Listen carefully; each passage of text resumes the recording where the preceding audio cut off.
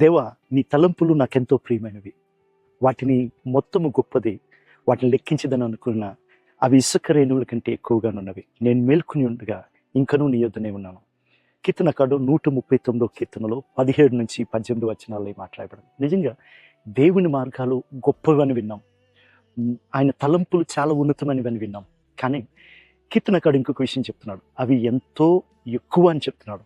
ఎలాంటివంటే ఇసుక రేణువులు వంటివి అని చెప్తున్నాడు. ఒక్కసారి మన జీవితం పట్ల దేవుడు ఇసుక రేణువులంత తలంపులు కలిగి ఉన్నాడంటే మన ప్రతి కదలికలో ఆయనకు ఒక తలంపు ఉందన్నమాట. ఆ తలంపులను నెరవేర్చడానికి ఎప్పుడూ ఆతృతపడే దేవుడై ఉన్నాడు. మరి దావీదు జీవితంలో నెరవేర్చిన దేవుడు నా జీవితంలో కూడా నెరవేర్చేవాడై ఉన్నాడు. కావున దేవుడు అట్టి కృపను మనకిచ్చిన గాక. బైబిల్ చెప్తుంది, మేల్కొనుగా నేను నీ యొద్దనే ఉన్నాను. ఆయన యొద్ద నుండి మనం ఎవరు వేరు చేయలేరు. అలాంటి సన్నిహితంగా దేవుడు హత్తుకొని ఆయన ప్రతి తలంపుడు మన జీవితంలో నెరవేర్పులోకి తీసుకొచ్చిన గాక.